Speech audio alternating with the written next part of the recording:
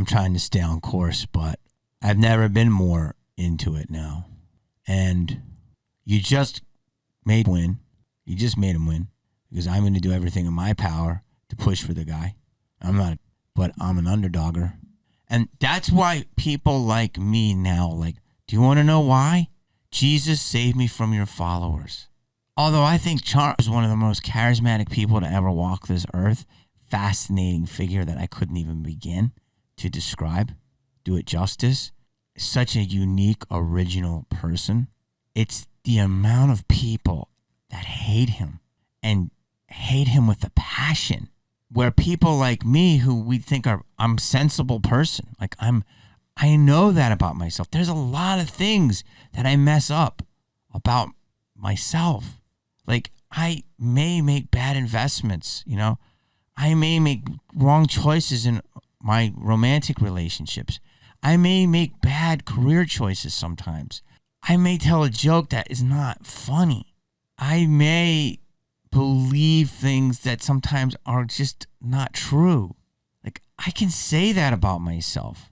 But I know one thing about myself, and it's that I have a good third eye on me.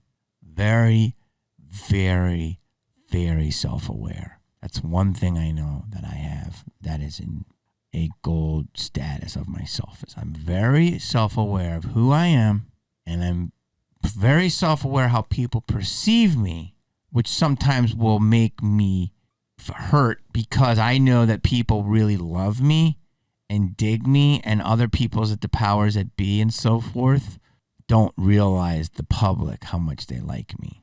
And, it took me a while to just say the powers that be, and now I just with the public and let the public prop you up or take you down. And my self-awareness and my open-mindedness, that's another thing. I'm a very open-minded person because you have to be. Everything has to be on the table, and you have to be able to discuss it, because if not, that's how cancer forms, and that's how things become taboo, and you want no taboos, but you have to have laws, limits, boundaries, acceptabilities, morals, etc. So what I'm saying is someone like me, and a lot of people are out there like me, we have common sense. And why I have jumped and I want to support is because I can't stand the people that don't like him. I'm trying to be calm here, but these people are terrible. That's what it is. It's not him. Although I think he's enigmatic, wildly, and has lived one of the fullest lives in the history of life. He's reinvented himself 6 times and he's had people are such weird, he owned the USFL team, buildings all over the world, golf courses, reality star, president. This guy has done so much in at least 6 different things of this world that people couldn't even get to the middle of one. So he ran for the presidency and won on his first try. Let me ask you, have you ever been voted on the school board? You know how hard it is to get on the middle school board? Give me a break. That's insane.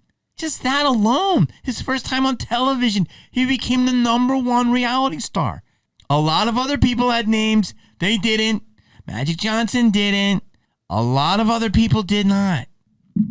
Not taking a shot at Magic, but a lot of other people were famous and tried and didn't do what he did. Real estate, I don't care that he got a start. It kept going. Yeah, he's had failures too. Of course, any successful person does. But if you can't admit that this guy has conquered in at least 5 different walks of life, completely different. Yes, he has a ton of other shortcomings that I'm sure that you can physically point out to me. And take me, I don't know them all, okay? That's everyone always presses them, so that's why I'm trying to go, well, let's look at the positive, because no one really does, except the people that roll with him. Everyone else just tries to take him down all the time. So the bottom line is that he just has all of this. I cannot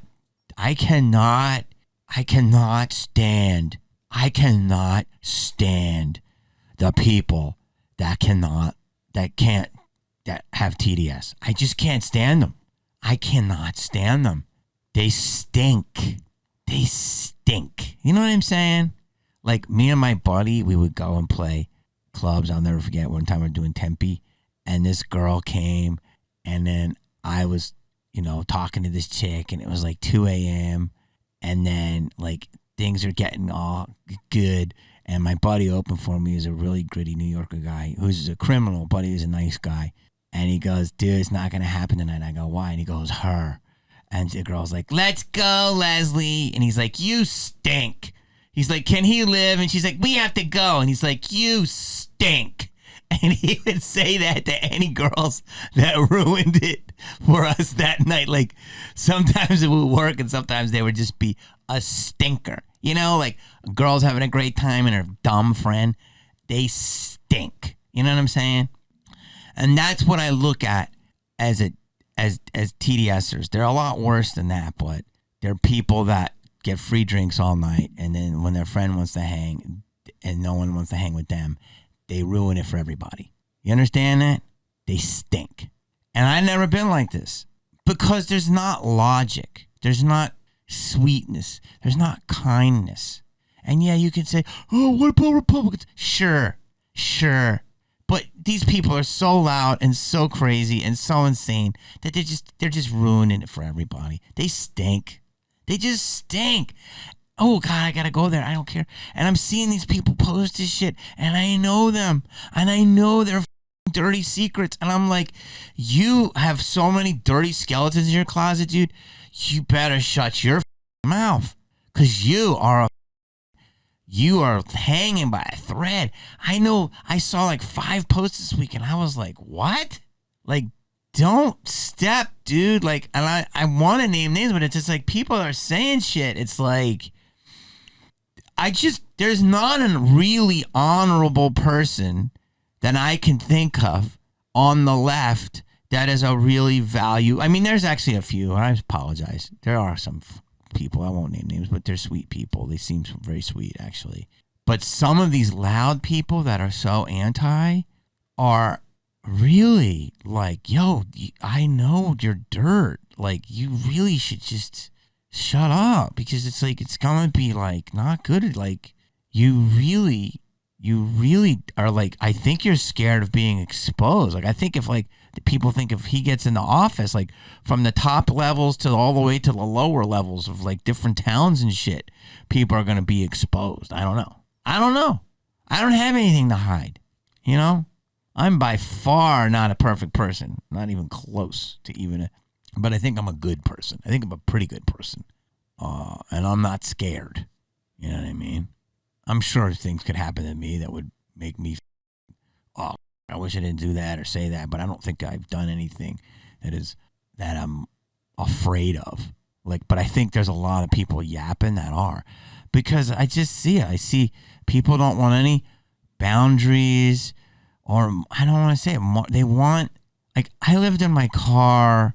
Like today, I posted a thing on Instagram about a guy who I don't know if it was a guy who smashed this Corvette's windshield, and on the street there's a windshield with a brick right on it, and it's still sitting there. And I was like, what the look at these mental midgets. And of course, out of 100 comments, there's one guy who goes, yeah, when I'm rich and I'm complaining about it. How about donating 1% to the mental health crisis and do this and do this? Dude, I'll do it better. You! Like, that's the person that needs to have their profile open. No, I am not. Don't make an excuse for fatherless behavior.